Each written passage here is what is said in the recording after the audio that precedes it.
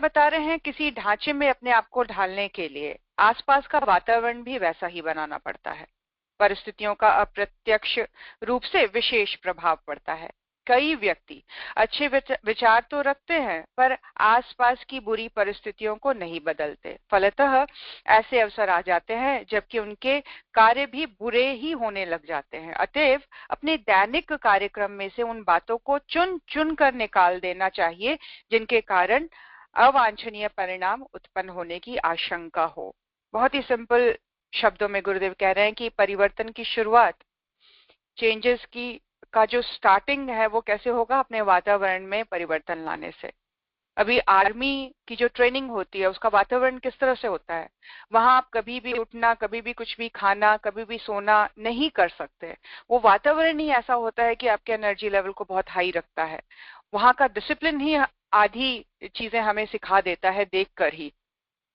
वो एनर्जी को हम एब्जॉर्ब कर पाते हैं। क्यों? वातावरण इस तरह से। तो गुरुदेव कह रहे हैं अगर आप सही साधना की लेवल पर आगे बढ़ना चाहते हैं, एक व्यवस्थित जीवनचर्या ही ले लें। साधक या साधना से परे हटकर एक नॉर्मल लाइफस्टाइल को बेटर बनाने की हम बात करते हैं अगर, तो उसमें भी गुरुदेव कह रहे हैं कि इस तरह का हमारे आसपास का वातावरण होना चाहिए कि हमारे अंदर कहीं भी आलस, नकारात्मकता, अवांछनीयता जैसे तत्व आसानी से ना घुस पाए, है ना? इस तरह का वातावरण हो। अतएव अपने दैनिक कार्यक्रम में उन बातों को चुन चुन कर निकाल दीजिए जिससे ये चांसेस बन सकते हैं कि कहीं से कोई नेगेटिविटी आ सके। गुरुदेव कह रहे हैं एक लिस्ट बनाइए और उस लिस्ट में से क्रॉस करते चले जाइए कि ये सारी चीजें कल से या आज से या अभी से मुझे नहीं चाहिए। और जो चीजें हैं जिनको आप कर रहे हैं उनको आप टिक करते जाइए कि ये पॉइंट्स हैं जो मैंने अपने लाइफ में ऐड ऑन कर दिया, अपने रूटीन में ऐड ऑन कर दिया है। तो इस तरह से एक पेपर वर्क आपको करना होगा। गुरुदेव कह रहे हैं हमें करना पड़ेगा जहां हम ये पॉइंट्स को नोट डाउन करें कि नॉट टू डू और टू डू वाला एक हमारा लिस्ट हो जिसमें हम उन सारी चीजों को क्रॉस करते चले जाए जो हमें अवांछनीयता की तरफ, वातावरण को डिस्टर्ब करने की तरफ प्रोत्साहित करता है ना? इस संशोधन में जितनी सूक्ष्म बुद्धि से काम लेंगे उतना ही अधिक सफलता मिलती चली जाएगी। सूक्ष्मता का मतलब है कि हम विचार और भावना के लेवल पर भी हम समझें कि हम सही तरीके से डिसिप्लिन को एक्सेप्ट कर रहे हैं कि नहीं, और वो हमारे खुद के सोच के ऊपर डिपेंड करेगी। हम कितने फाइनेस्ट लेवल पर इस चीज की डिसीजन मेकिंग कर सकते हैं, है ना? गुरुदेव कह रहे हैं कि छोटे छोटे रोड़ों को नित्य के अभ्यास में आ जाने के कारण कुछ बहुत बुरी नहीं मालूम पड़ते किसी दिन दुखदाई घटना उपस्थित कर सकते हैं। इसीलिए उन्हें पहनने और हटाने में ढील ना करनी चाहिए। फिर से पढ़ देती हूँ एक बार। अतएव अपने दैनिक कार्यक्रम में उन बातों को चुन चुन कर निकाल दीजिए जिनके कारण अवांछनीय परिणाम उत्पन्न होते हैं। इस संशोधन में जितनी सूक्ष्म वृद्धि से काम लिया जाएगा, बुद्धि से काम लिया जाएगा, उतनी ही अधिक सफलता प्राप्त होगी। छोटे छोटे रोड़े मतलब रुकावटें जो नित्य के प्रैक्टिस में आ जाने के कारण जो परिस्थिति को दुखदाई बना देती है, बहुत ही छोटे लेवल पर गुरुदेव कह रहे हैं करेक्शन करने की जरूरत है। बहुत ही फाइन लेवल पर छोटी, जिसको हम अनदेखा कर देते हैं कई बार। चलो आज लेट उठ गए, आज कुछ खा लिया, आज कुछ भी अपशब्द जैसी चीजों को आसानी से बोल गए, या कुछ ऐसा देख लिया जिसको देखकर हंसी तो आ रही है लेकिन वो हंसने के पीछे जो कारण है वो सामने वाले की का एब्यूजिव वर्ड्स यूज करना। आजकल हम देखेंगे कि जितने भी हंसाने के प्रोग्राम है, हास्य कार्यक्रम है, उसमें अपशब्द यूज करके लोगों को हंसाया जा रहा है और इस चीज को लोग बहुत लाइटली ले रहे हैं, हंसते हैं, खिलखिलाते हैं। लेकिन गुरुदेव कह रहे हैं कि एक बहुत ही सूक्ष्म लेवल पर जो विचारों का तंत्र है वो बिगड़ जाएगा और आने वाले समय में ये दुखदाई परिणाम उपस्थित करेगा। आज हम हंस रहे हैं, कल को हमारा बच्चा इस तरह के शब्द प्रयोग करने लग जाएगा हमारे सामने इजीली, क्योंकि वो हमें एज अ पेरेंट्स हंसते हुए देख रहा है इन सब चीजों पर। तो चीजें गड़बड़ा सकती हैं आगे फ्यूचर में। छोटी हैं, इसको अभी करेक्ट कर ले, ये बात गुरुदेव बता रहे हैं। गुरुदेव कह रहे हैं इसीलिए उन्हें हटाने में ढील नहीं करें। रेल की पटरी पर रखा हुआ एक छोटा सा पत्थर का टुकड़ा समूची रेल को उलट देने का कारण हो सकता है। इसी प्रकार छोटे छोटे अनुचित प्रसंग किसी दिन आत्मसम्मान के लिए घोर घातक परिणाम हो सकते हैं। हो सकता है किसी वयोवृद्ध को लोगों के मजाक उड़ाने की आदत हो जाए, और कभी ना कभी ऐसा इंस्टेंस भी बन जाए कि कोई छोटा व्यक्ति उनको बोल दे कि आप ऐसा मत बोलिए, मुझे अच्छा नहीं लग रहा है। तो इसमें उसकी सेल्फ रिस्पेक्ट खो जाती है। वो बड़े होने के नाते उनको रिस्पेक्टफुल होना चाहिए, उनको सोच समझकर छोटों से बात करनी चाहिए, ताकि उनको जो रिवर्ट मिले, उनको जो रिएक्शंस मिले छोटों से, वो बेहतरीन मिले, अच्छा मिले, और उनका भी आत्मसम्मान बना रहे। मजाक के तौर पर बहुत से आदमी अश्लील शब्दों का, देखिए गुरुदेव भी आज वही बात कर रहे हैं कि मजाक के बेस पर अश्लील शब्दों का उच्चारण करते हैं। ऐसा वे कौतूहल के लिए हल्के तौर पर करते हैं, कोई विशेष स्वार्थ उनका नहीं होता, पर कौतूहल ही कौतूहल में कुवचन बोलने की आदत पड़ जाती है, और वो आदत किसी अपरिचित व्यक्ति के सामने अनायास ही प्रकट हो जाती है। तो वह अपने मन में बहुत शीघ्र यह विश्वास जमा लेगा कि ये बहुत ही छोटे किस्म का व्यक्ति है। देखिए कई बार ऐसा होता है कि हमारी तो मजाक करने की आदत है, और उस मजाक में हम अपशब्द यूज कर लेते हैं इजीली, और ये इजीली यूज करने की जो आदत है वो इतनी स्ट्रांग हो जाती है कि कई बार अपरिचितों के सामने भी ऐसे शब्द मुंह से निकल जाते हैं जो कि फिर उस व्यक्ति के आत्मसम्मान को, या सामने वाली व्यक्ति के दृष्टि में उसका जो वैल्यू है बिल्कुल ही घटिया सा हो जाता है। बेहुदे तरीके से बात करना, अकारण बेतरह दांत फाड़ना, विचित्र भाव भंगिमा बनाते रहना, निकृष्ट प्रसंगों को वार्तालाप का विषय बनाना, इस तरह के काम यद्यपि पाप युक्त होते हुए भी दूसरों पर यह प्रकट करते हैं कि यह आदमी हल्के मिजाज का है, उथला है, असंस्कृत, गवार या लुच्चा हो सकता है। देखिए गुरुदेव जिस तरह के शब्द का प्रयोग कर रहे हैं, इसके पीछे एक ही मंशा है, एक ही एम है, एक ही गोल है गुरुदेव का, कि इस तरह चीजों को लाइटली लेना बिल्कुल बंद कर देना होगा। गुरुदेव कह रहे हैं कि ऐसे लोगों का जो अजीब से एक्सप्रेशंस बनाने लग जाते हैं, दांत फाड़कर हंसने लग जाते हैं, एक नॉर्मल उनका रिएक्शन होता है चीजों के प्रति, है ना, निकृष्ट प्रसंगों के ऊपर वार्तालाप करेंगे, डिस्कस करेंगे ऐसी चीजें जो निकृष्ट है, जिनको डिस्कस करने की जरूरत नहीं है, जो वैल्यूलेस है, जिनसे हमें कुछ सीखने को नहीं मिल रहा है, जहां हमारी एनर्जी ही डिप्लीट हो रही है, ऐसी चीजों का को डिस्कशन पॉइंट बनाते हैं। गुरुदेव कह रहे हैं ऐसी चीजें पापयुक्त तो होते हुए भी दूसरों पर यह प्रकट करते हैं कि आदमी हल्के मिजाज। गुरुदेव ने इसको पापयुक्त बोल दिया है। ये एटलीस्ट जो साधना के मार्ग पर आगे बढ़ना चाहते हैं उनके लिए ये पाप पूर्ण है, मतलब ये गलत है, ये आत्मा को दुर्बल और कमजोर बनाने वाला तत्व है ना। और जो दूसरे लोग सुन रहे होते हैं वो सामने वाले को बिल्कुल ही हल्के दर्जे का समझ ही जाते हैं। लोगों को इस तरह का स्वभाव अपने बारे में अकारण बने, यह कोई अच्छी बात नहीं। आपकी मुख मुद्रा गंभीर रहनी चाहिए। हंसना, मुस्कुराना, प्रसन्न रहना एक कला है, यह एक आवश्यक गुण है। इस प्रकार बरता जाना चाहिए कि दुर्गुण न बन जाए। प्रसन्न रहने की आदत के साथ गंभीरता, सौम्यता, तेजस्विता भी रहनी चाहिए। मुख मुद्रा में गौरव और बड़प्पन की रेखाएं भी नियोजित होनी चाहिए। देखिए कितनी गहरी बात कर रहे हैं। खुश रहना, हंसना, खेलना तो अच्छी बात है, लेकिन इसको एक एबनॉर्मल तरीके से हमेशा ही आप दिखाने के पर्पस को लेकर बहुत जोर से ठहाका लगाना, ये दिखाना कि मैं बहुत खुश हूं, या मैं बहुत सही हूं, या मैं बहुत एक तरह से डोमिनेट करना, दांतों को फाड़ फाड़ के दिखाना, एक गुरुदेव कह रहे हैं एक तरह की एबनॉर्मलिटी है। आप खुश हैं तो आप एक हल्की सी स्माइल अपने बना के रखिए, जिसके साथ गंभीरता भी हो, तेजस्विता भी हो, और आप सौम्यता को भी साथ में लेकर चलें। मुख मुद्रा ऐसी रहे जिसमें गौरव और बड़प्पन दोनों का नियोजन हो। बहुत ही सुंदर कॉम्बिनेशन गुरुदेव बता रहे हैं कि एक्सप्रेशंस ऐसे होने चाहिए जिसमें गौरव, अपने लिए एक गौरव की अनुभूति भी हो और एक बड़प्पन की अनुभूति भी हो, जहां पर हम अपने आप को पूर्ण संतुष्ट भी फील करें। गांठिया की बीमारी का इलाज करते समय कुछ दवाएं खाई जाती हैं, कुछ तेल आदि दर्द की जगह पर लगाए जाते हैं। दोनों ओर से जड़ काटने पर बीमारी जल्दी ठीक हो जाती है ना। दो जो प्रोसेस है वो साथ साथ चल रहे हैं, एक हम इनटेक कर रहे हैं मेडिसिन को और दूसरा हम बॉडी के लेवल पर बाहर से अप्लाई कर रहे हैं। गुरुदेव कह रहे हैं दोनों क्या है, साथ साथ चलते हैं बीमारी को जल्दी ठीक करने के लिए। भीतरी अंतःकरण में सद्गुणों को भरते जाइए और बाहरी वेशभूषा, मुख मुद्रा, कार्यशैली तथा आदतों को उसी ढांचे में ढालते जाइए। यह ठीक है कि सद्गुणों के साथ बाहरी रूपरेखा बदल जाती है, पर यह भी ठीक है कि बाहरी वेश निर्माण से स्वभाव पर असाधारण प्रभाव पड़ता है। देखिए बड़े पते की बात बताई गुरुदेव ने।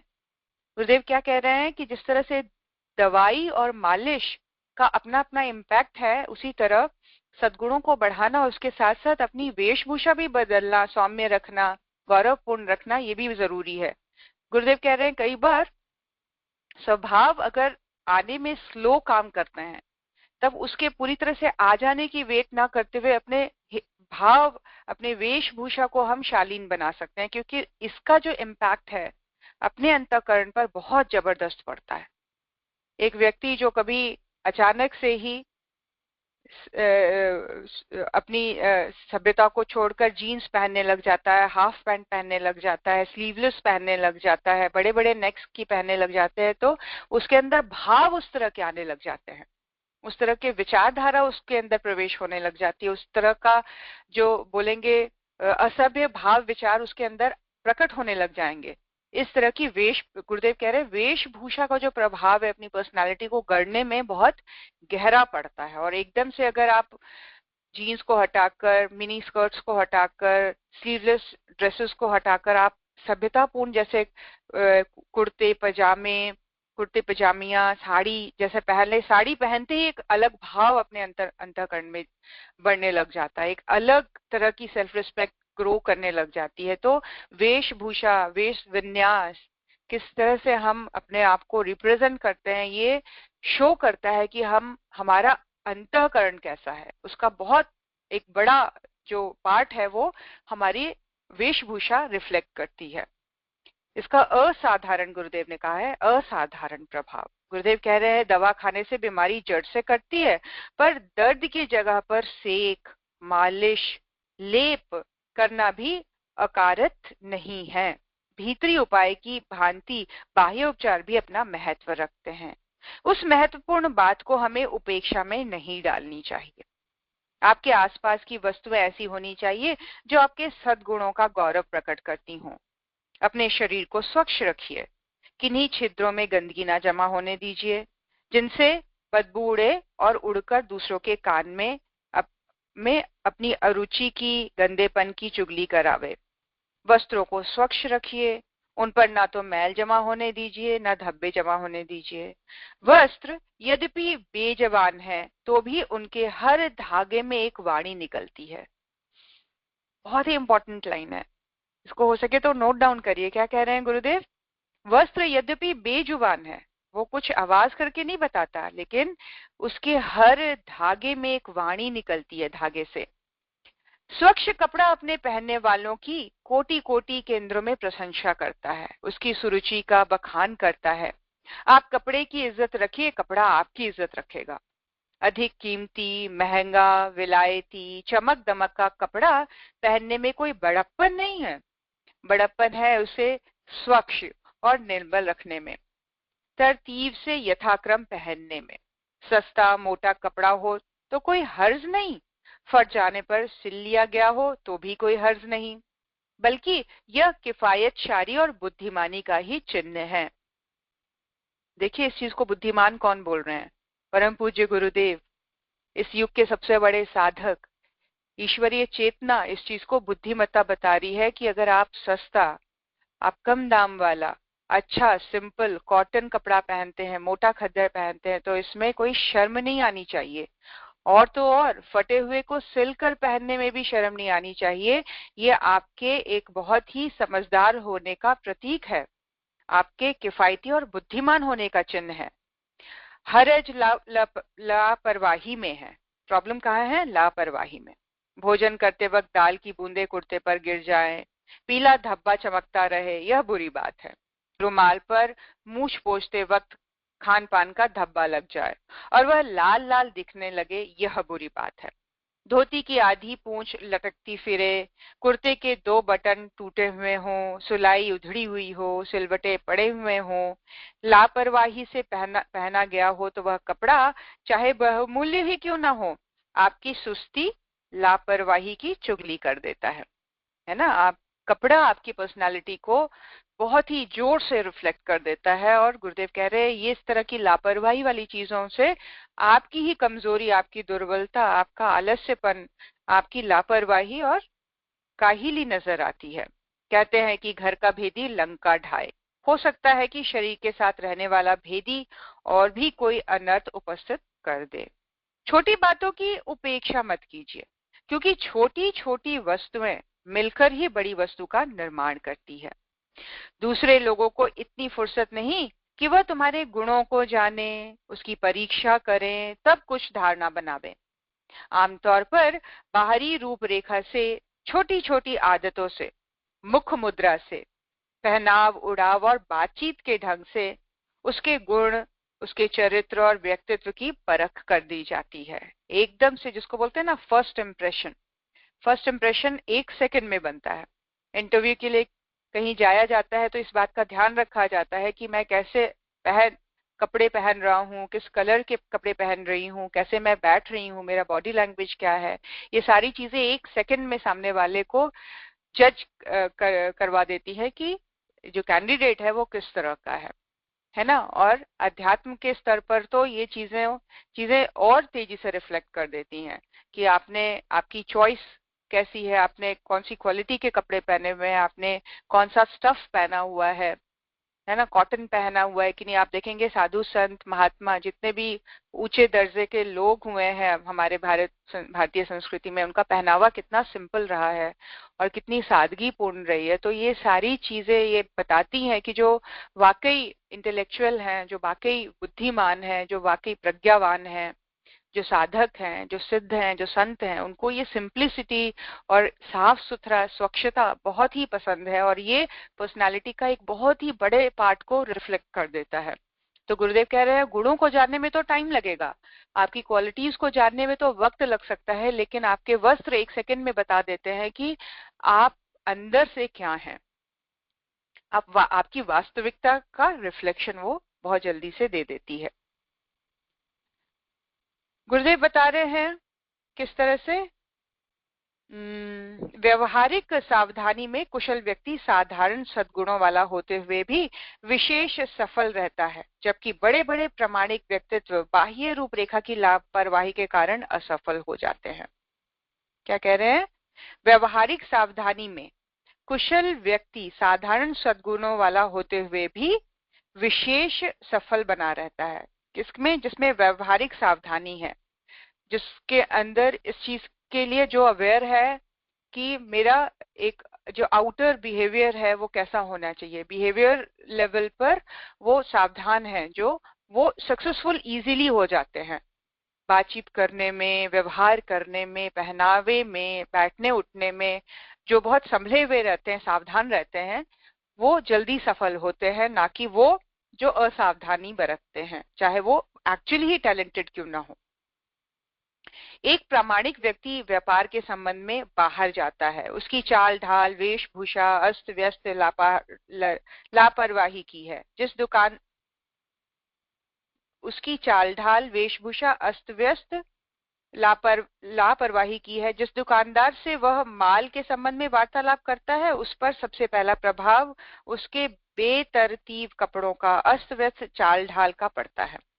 दुकानदार सोचता है कि ये लापरवाह व्यक्ति अदूरदर्शी व्यक्ति है, इसकी कार्य व्यवस्था तथा वस्तुओं की श्रेष्ठता भी ऐसी ही होगी। यह सोचकर वह दुकानदार उसे व्यापारी से व्यापार करना नहीं चाहता, तो परीक्षा के लिए वो बहुत थोड़ा है, नहीं करता या नहीं कराता है।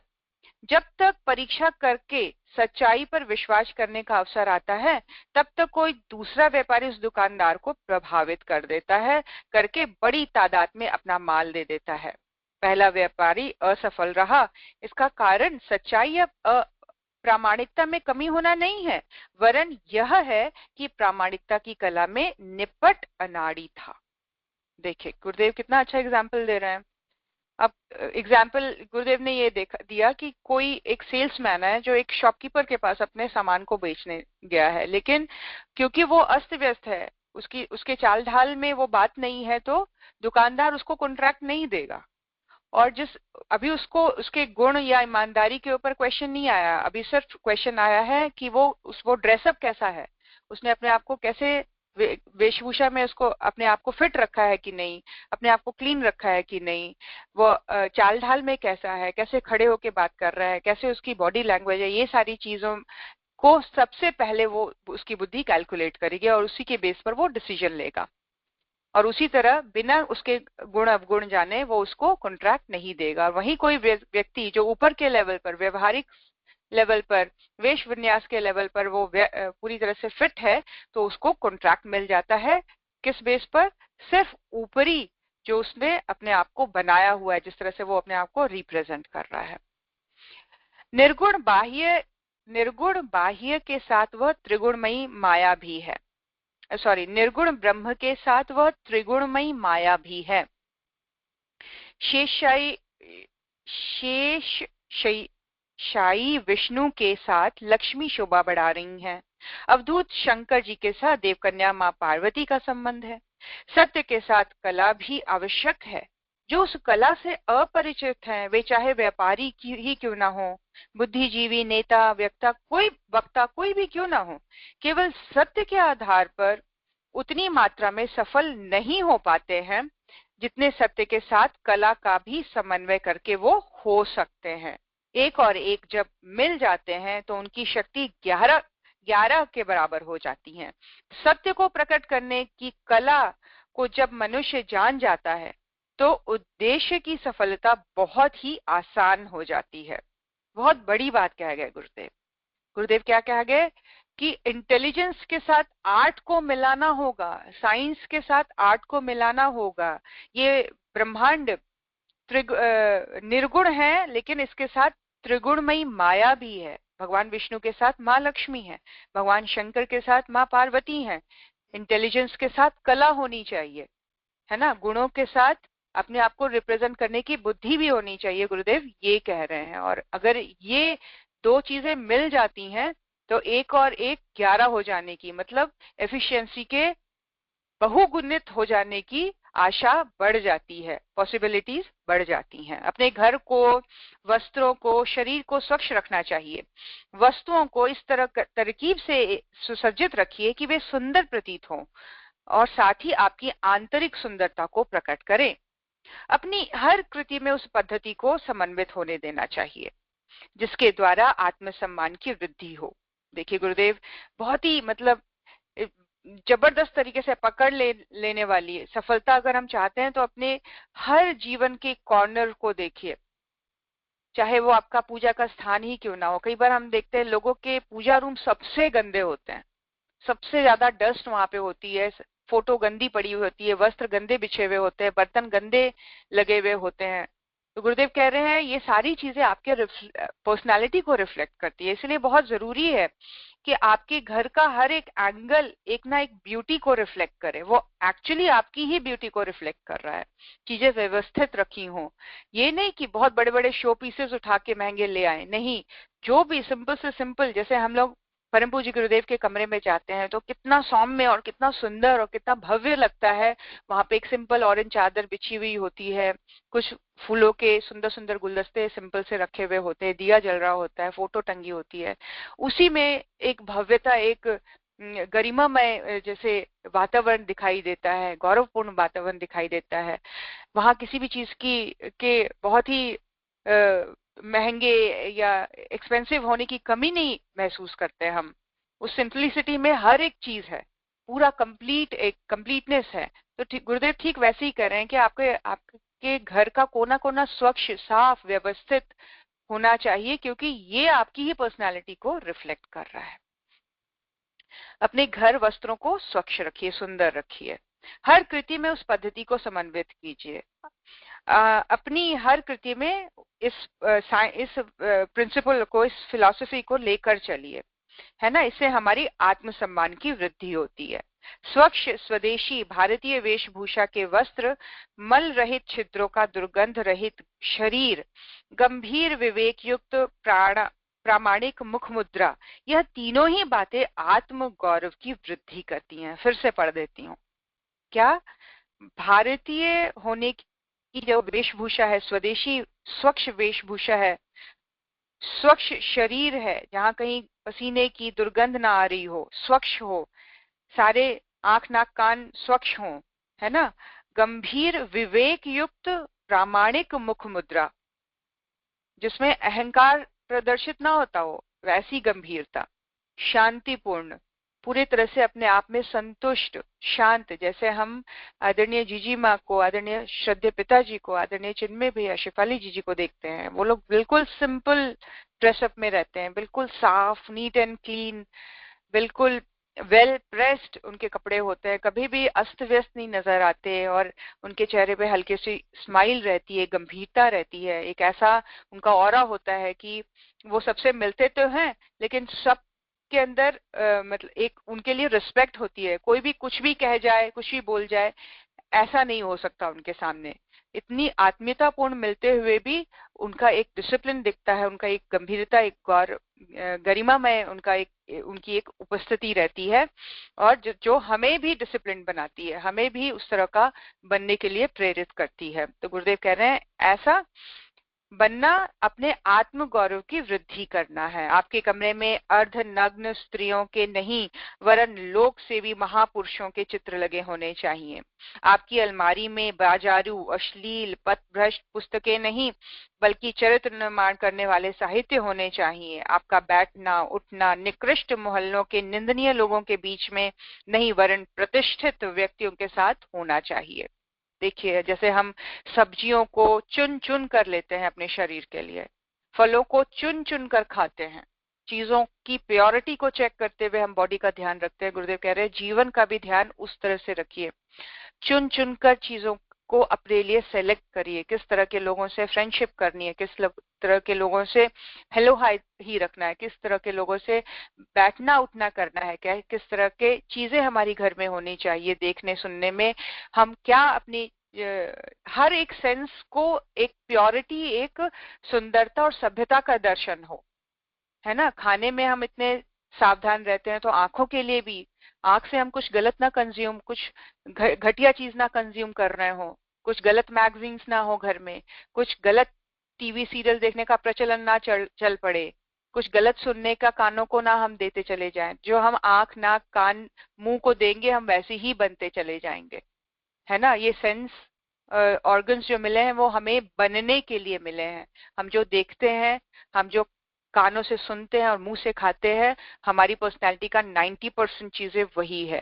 फिर मन को जो हम देते हैं इन इंद्रियों को के थ्रू, वैसे ही हम सबसे स्ट्रॉन्गेस्ट जो इंद्रिय है मन है, उसको हम जैसा इन इंद्रियों के थ्रू सेटिस्फाई करेंगे वैसे ही हम बनते चले जाएंगे। तो गुरुदेव इनडायरेक्टली यही बता रहे हैं कि इस तरह से बहुत ही सेलेक्टिव तरीके से अपने अच्छे फ्रेंड्स को बनाइए, अच्छे लोगों के साथ उठना बैठना, अच्छे व्यक्तियों के साथ बातचीत, ये सारी चीजें बहुत ही एक चूज करके, एक डिसाइड करके ये सारी चीजें अपनी लाइफ में करनी चाहिए। किसी से वार्तालाप आरंभ करें तो उसमें उच्चता का, आदर्शवाद का पुट होना चाहिए।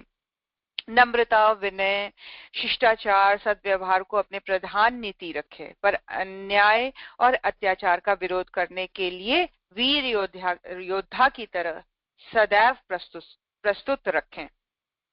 देखिए, ये भी गुरुदेव ने अपने आत्मसम्मान की बढ़ोतरी, कई बार फ्रेंड्स इस तरह से बात करने लग जाते हैं, इस तरह से हल्का लेने लग जाते हैं चीजों को, इस तरह से मजाक उड़ाने लग जाते हैं सबको हंसाने के लिए, कि आपको अपने सेल्फ रिस्पेक्ट की का ध्यान रखते हुए इस चीज को वहीं स्टॉप करवा देना चाहिए, एक विवेकपूर्ण तरीके से, एक बहुत ही पावरफुल तरीके से, है ना।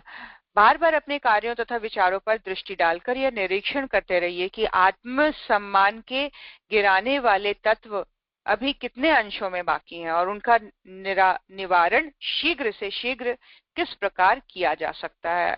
देखिए गुरुदेव क्या कह रहे हैं, बार बार इस चीज का स्मरण अपने अंदर बना रहे हैं, एनालिसिस करते रहे, हम अपने आप को रिमाइंड करते रहे कि कहाँ क्या चीज कुछ ऐसे तो नहीं हो रही है मेरी लाइफ में, मेरे रूटीन में, मेरे लाइफस्टाइल में, मेरे वे ऑफ वर्किंग में, मेरे व्यवहार में, मेरे बोलचाल में, मिलने जुलने में, कि जो मेरे आत्मसम्मान को गिरा रही है।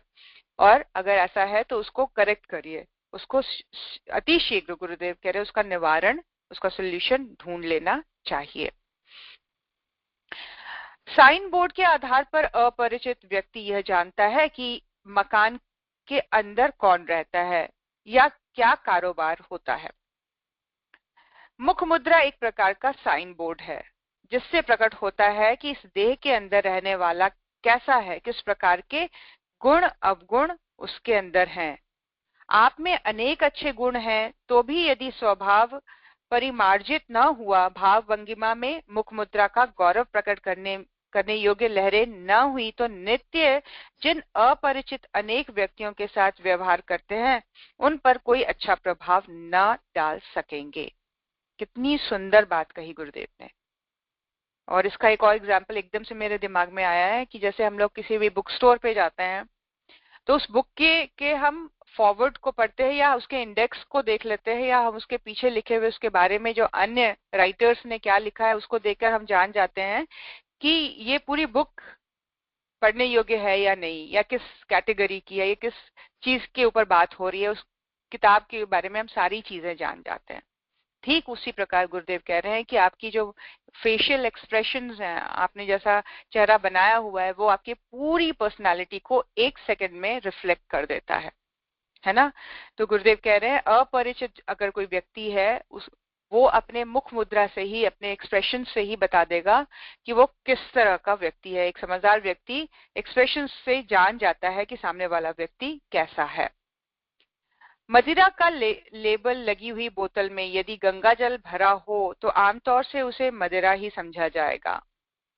कितना अच्छा एग्जाम्पल दिया गुरुदेव ने कि अल्कोहल की बोतल में हो सकता है अल्कोहल पूरी तरह से खत्म हो गया है और उसमें गंगा जल भर दिया गया है, लेकिन ऊपर से जिस तरह का रैपर उसके ऊपर है, जिस तरह का उसको रिप्रेजेंट किया जा रहा है, उसको यही समझा जाएगा देखकर कि इस बोतल के अंदर अल्कोहल ही है, मदिरा ही है।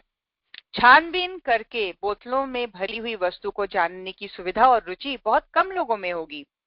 साधारणतः उसी पर पूरा अधूरा विश्वास किया जाता है।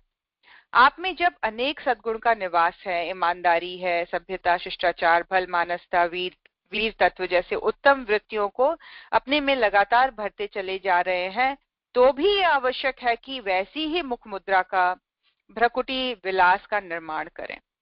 जब आप मणिमुक्ताओं का व्यवहार करते हैं तो क्या हर्ज है कि यदि जौहरी की दुकान का साइन बोर्ड भी अपने कार्यालय के दरवाजे पर लगा दें।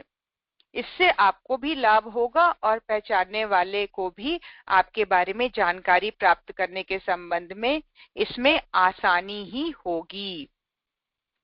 गुरुदेव क्या कह रहे हैं, फेशियल एक्सप्रेशन को अगर हम अपने गुणों के अकॉर्डिंग बना के रखते हैं तो सामने वाले को भी पहचानने में आसानी रहती है ना। मुख मुद्रा, आईब्रोज किस तरह से बने हुए हैं, जब है ना, जब हम मणि मुक्तकाओं जैसा व्यवहार कर रहे हैं तो इसमें क्या हर्ज है कि एक अच्छा सा एक्सप्रेशन भी हम बना के रखें। हमारे अंदर बहुत अच्छी क्वालिटीज है, हमारे अंदर बहुत अच्छे गुण हैं, तो इसमें क्यों कमी छोड़ें कि हम अपने चेहरे को गरिमापूर्ण, गौरवपूर्ण, सौम्यतापूर्ण बना के रखें। क्यों? ये आसान कर देगा लोगों को हमें और अच्छे से जानने में और अप्रोच करने में। आत्मसम्मान को प्राप्त करने और उसकी रक्षा करने के लिए प्राणपण से चेष्टा करते रहिए। प्राणपण से चेष्टा मतलब जी जान लगा देने की बात कर रहे हैं गुरुदेव। किस चीज के लिए? आत्मसम्मान को प्राप्त करने के लिए जी जान लगा दीजिए। ये तो एक छोटी सी बात बोल रहे हैं गुरुदेव की कम से कम फेशियल एक्सप्रेशन तो अच्छा रखो, हमेशा गरिमापूर्ण रखो। आसपास जो बच्चे हैं वो देख के बोले वाह मेरी मम्मी हमेशा ही स्टेबल दिखती हैं, चाहे प्रॉब्लम आ जाए उनके माथों में सिलवटे नहीं पड़ते, उनका चेहरा तुरंत मुरझाता नहीं है, वो जल्दी परेशान नहीं दिखती हैं, इनके चेहरे पे हमेशा ही एक दृढ़ता, एक जिसको बोलते हैं धैर्यपूर्ण एक एक्सप्रेशन बना रहता है। तो गुरुदेव कह रहे हैं कि ये आत्मसम्मान प्राप्त करने का एक जो भरकस प्रयास अपनी तरफ से होते रहना चाहिए, क्योंकि ये बहुमूल्य संपत्ति है। पैसे की तरह ये आंख से दिखाई नहीं पड़ती, पर पास रखने के लिए तिजोरी की जरूरत भी नहीं पड़ती। तो भी स्पष्ट है कि यह एक बहुत बड़ा धन है। हम ऐसे व्यापारियों को जानते हैं जिनके पास अपनी एक पाई ना होने पर भी दूसरों से उधार लेकर बड़े बड़े लंबे चौड़े व्यापार कर डाले, क्योंकि उनका बाजार में सम्मान था, ईमानदारी की प्रतिष्ठा थी। हम ऐसे नौकरों को जानते हैं जिन्हें मालिक अपने सगे बेटे की तरह प्यार करते हैं और उनके लिए प्रत्यक्ष अप्रत्यक्ष रूप से इतना पैसा खर्च कर देते हैं जो उनके निर्धारित वेतन से अनेक गुना हो जाती है। कारण क्या है कि नौकर के सद्गुणों के कारण मालिक के मन में उसका सम्मान घर कर जाता है। कितना सुंदर एग्जाम्पल है कि कई बार नौकरों से खुश होकर मालिक उसकी सैलरी से ज्यादा पैसे उसके ऊपर, उसके बढ़ोतरी पर, उसके ग्रोथ के ऊपर लगा देते हैं। क्यों?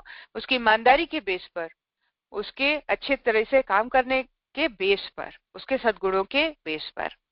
गुरुओं के वचन को मानकर श्रद्धालु शिष्य अपना सर्वस्व देने के लिए तत्पर हो जाता है, अपनी जीवन की दिशा धारा बदल देते हैं, प्यारी वस्तु को त्याग देते हैं, राजमहल छोड़कर भिखारी बन जाते हैं।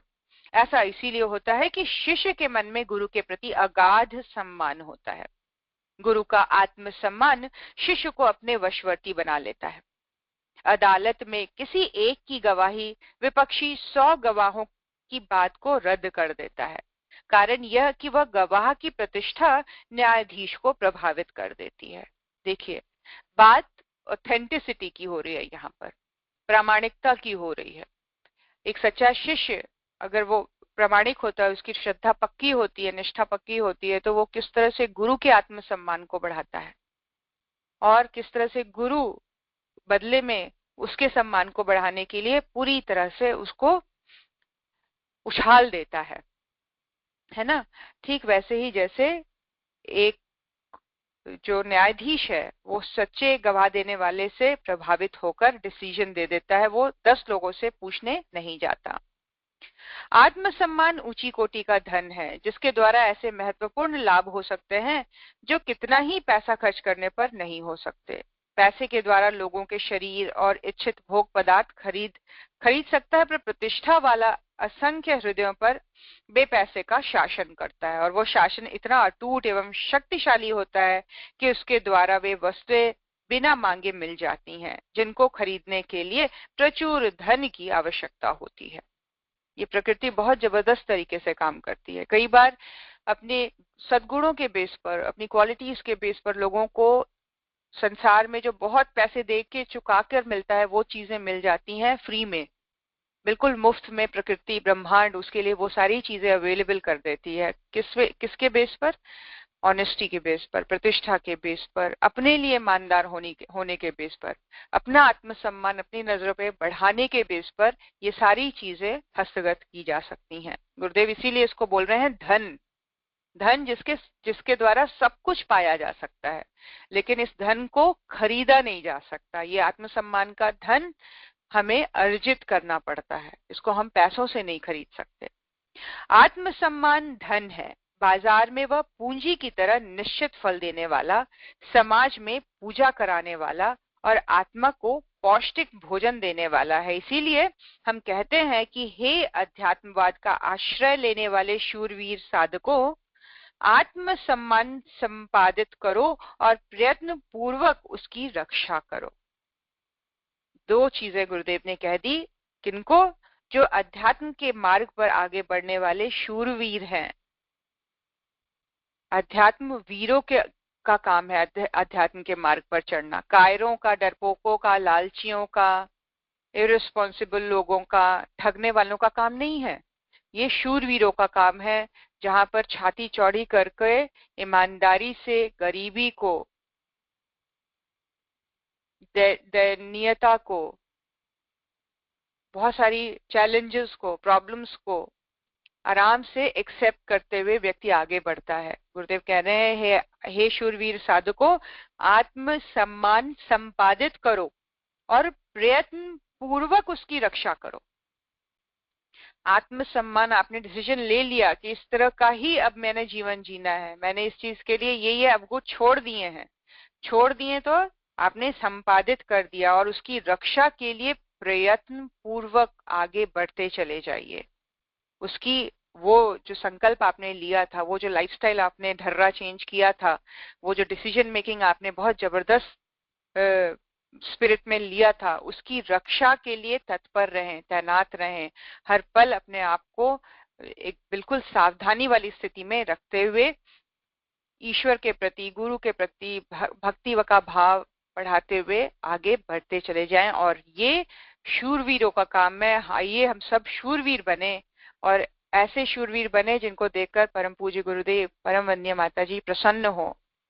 उनकी खुशी किसमें है ये हम सोचें, वो कब प्रसन्न होंगे, वो कब उनके चेहरे पर हमें देख के स्माइल आएगी, हमारे अंदर वो सारे गुण कैसे होने चाहिए, वो हमारा लाइफस्टाइल कैसा होना चाहिए, हमारा व्यवहार कैसा होना चाहिए। तो आज की टॉपिक में बहुत ही सुंदर तरीके से गुरुदेव ने सिंप्लिसिटी के ऊपर, सादगी पूर्ण जीवन, स्वच्छता पूर्ण जीवन और बहुत ही गरिमापूर्ण हाव भाव अपने चेहरे का हमेशा बनाए रखने का प्रयत्न बना रहे, शूरवीरों की तरह हम इसमें लगे रहें, आत्मसम्मान की रक्षा के लिए प्राणपण से चेष्टा करनी चाहिए, गुरुदेव ने ये बताया है। आइए आज के स्वाध्याय को यहीं समाप्त करते हैं और फिर एक एक लाइन में सबकी समरी लेती हूँ। गुरुदेव के चरणों में नमन करने का भाव करते हुए उनके चरणों में मस्तक रखें, उनसे आशीर्वाद लें, उनसे आज्ञा लें। ओम नमोस्त्वनन्ताय सहस्त्रमूर्तये सहस्रपादाक्षिशिरोरुबाहवे सहस्रनाम्ने पुरुषाय शाश्वते सहस्रकोटियुगधारिणे नमः। सहस्रकोटियुगधारिणे नमः। ओम श्री गुरुदेवाय नमः। माता भगवते नमः। दादा गुरुदेवाय नमः। श्रद्धे जीजी माँ को नमन, श्रद्धे पिताजी को नमन, श्रद्धे चिन्मय भैया को नमन, श्रद्धे शिफाली जीजी को नमन, समस्त देव परिवार को शत शत नमन। आइए आगे के क्रम में मैं नीरू से बोलूंगी, एक एक करके सबका नाम लेते हुए समरी एक एक लाइन में बता देंगे आज आपको क्या चीज समझ में आई और what is that you are going to change. हम क्या चेंज करने वाले हैं आज की स्वाध्याय के बेस पर।